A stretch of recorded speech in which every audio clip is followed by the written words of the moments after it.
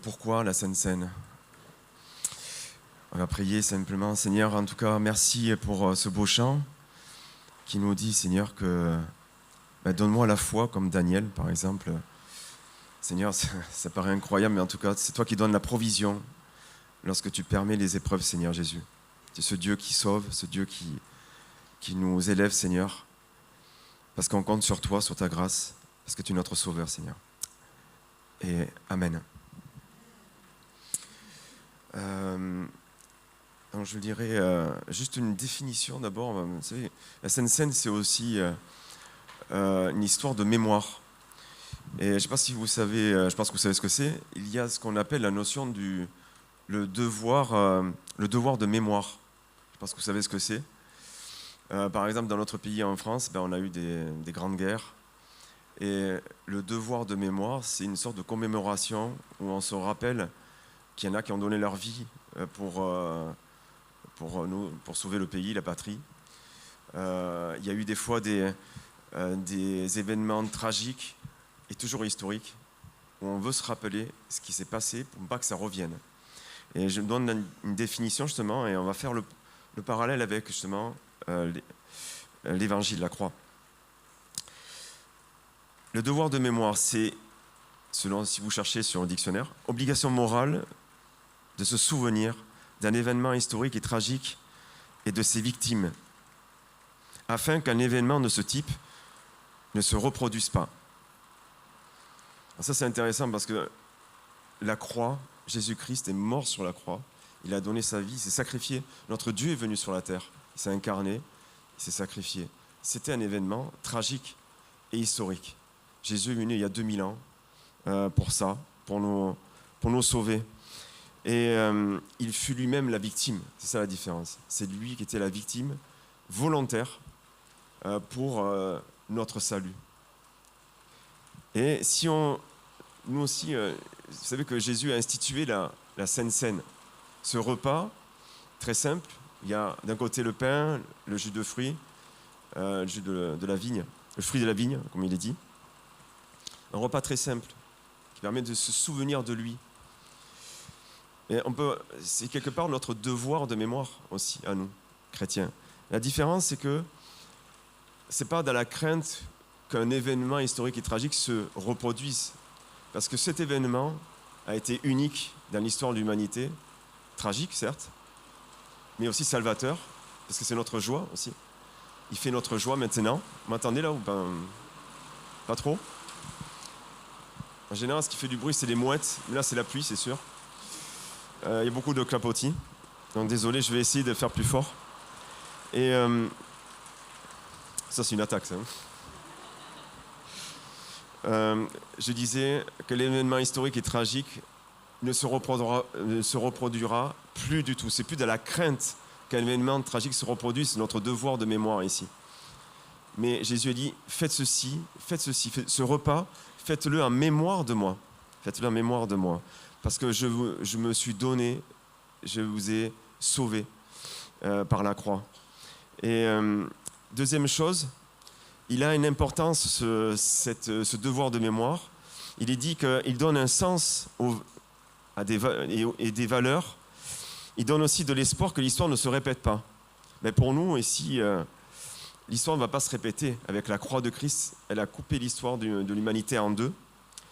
Mais elle donne un sens et une valeur parce que c'est ensemble que l'on va prendre part à ce repas.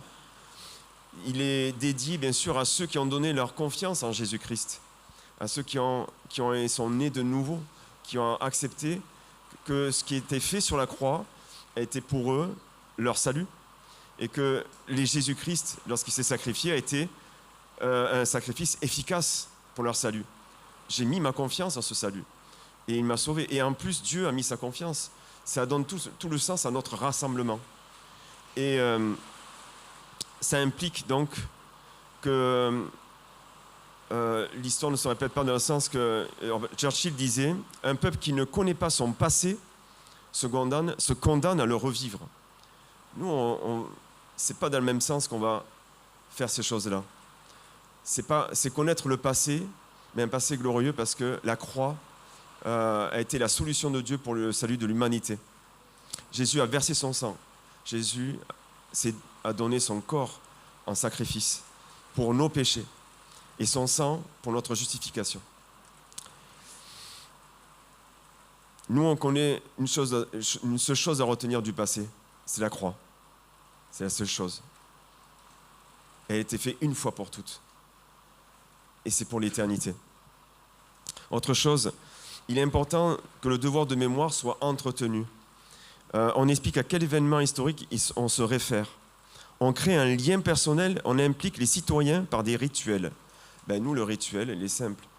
On se souvient que Jésus-Christ est venu, que Dieu s'est fait chair, il est venu pour se sacrifier, et on partage ce pain entre nous.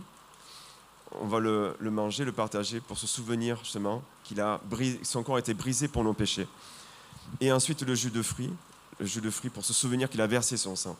C'est ce rituel que l'on pratique à l'Église depuis des siècles, depuis que Jésus a institué ce repas il y a 2000 ans. Et ça me fait penser une chose, c'est que si vous regardez dans l'évangile de Luc, au verset 24, il y a une chose étonnante quand même, parce que c'est par ce salut, par la croix aussi, que l'on acquiert le pardon de Dieu. Le pardon de Dieu, et aussi que l'on acquiert aussi la liberté de nous approcher de lui, en toute sécurité. Lorsque Jésus a été ressuscité, en Luc 24, verset 51, Jésus s'est présenté à ses disciples, mais ils étaient un peu dans la crainte. Il a dit, mais n'ayez crainte, voici c'est moi. C'est moi.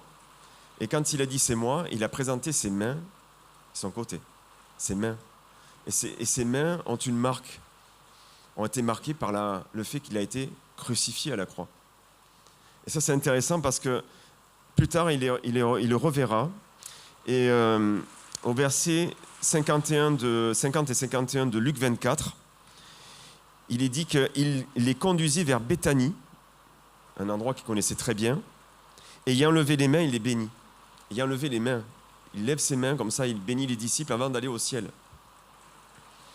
Et les mains qui les bénissaient, en même temps qu'il voyait ses mains être levées, il voyait aussi qu'elles étaient percées. Il y a la marque de la croix, parce qu'il était ressuscité, Jésus, après la croix. Cette marque, elle y est pour l'éternité, ça veut dire ça. Dieu aurait pu ressusciter Jésus,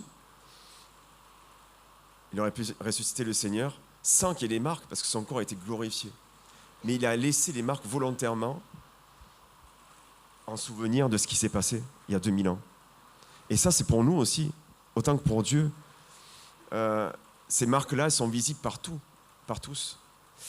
Et elles sont éternelles. Elles sont éternelles. Et c'est ça qui est extraordinaire. Et il est dit, verset 51, pendant qu'il les bénissait, il fut enlevé au ciel.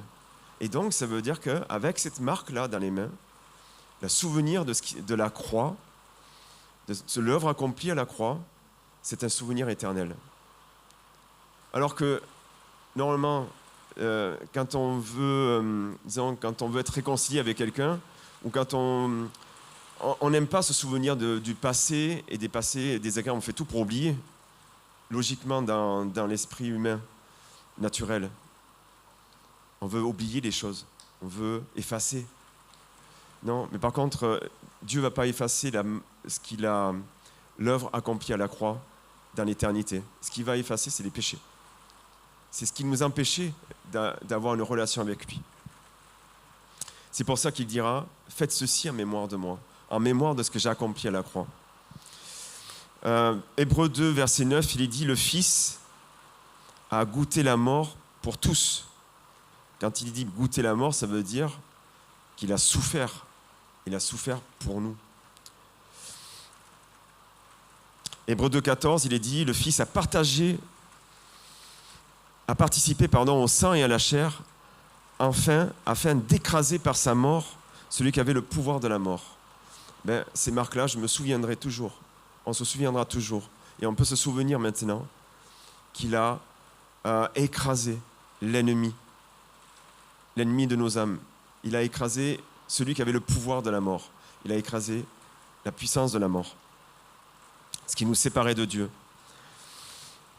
Hébreux 9, verset 12, il n'y a pas que ça. Il est entré, Jésus est entré, quand il est monté au ciel, il a été enlevé. Il est entré une fois pour toutes dans le lieu très saint, non avec du sang des boucs et des veaux, mais avec son propre sang, ayant obtenu une rédemption éternelle. Et ça nous parle à nous. On a été rachetés de manière éternelle. Et nous avons reçu, au verset 15, il ira plus tard, même un héritage éternel. Non seulement nos péchés ont été effacés, quelque part de la mémoire de Dieu, tout en ayant le souvenir de la croix, mais en plus, il nous offre un héritage éternel. Parce que ce sacrifice a une valeur éternelle. Tout est éternel. Et donc, c'est ça qui est sérieux quand nous, on se souvient de ça, c'est que notre salut est éternel parce que nous avons accepté une œuvre qui est éternelle, l'œuvre de la croix. Et les marques que Jésus a laissées sur ses mains, enfin que Dieu a laissées sur les mains de Jésus et de ses pieds, de son côté, seront là pour nous faire souvenir qu'il a accompli une œuvre parfaite. Il est dit, verset 14, Hébreux 10, c'est par une seule offrande qu'il a rendu parfait pour toujours ceux qui sont sanctifiés. Et verset 17, je ne me souviendrai plus de leurs péchés ni de leurs iniquités.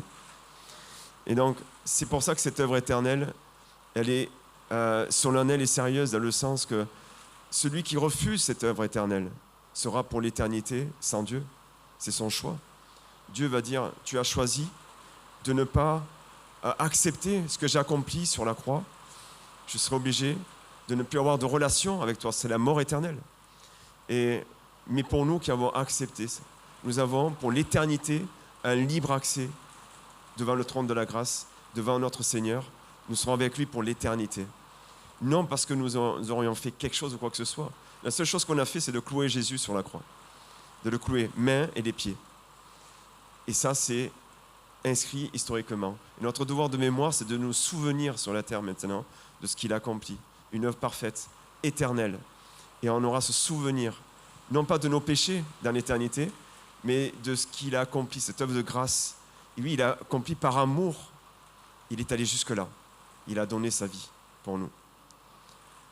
Et il nous a donné un héritage éternel. On peut rendre grâce pour ça.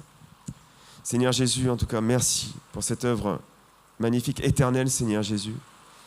Tu auras les marques de ce que l'humanité a accompli, de ce que tu t'es laissé faire, Seigneur Jésus. Tu t'es laissé clouer à la croix parce que tu voulais que ce sacrifice nous sépare de nos péchés, nous sépare de ce qui nous te séparait de toi et de nous, pour qu'on ait cette communion éternelle, Seigneur Jésus, pour l'éternité.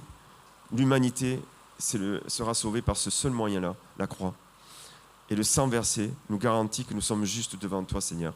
Et on peut te rendre grâce pour cette œuvre accomplie, Seigneur Jésus. Amen.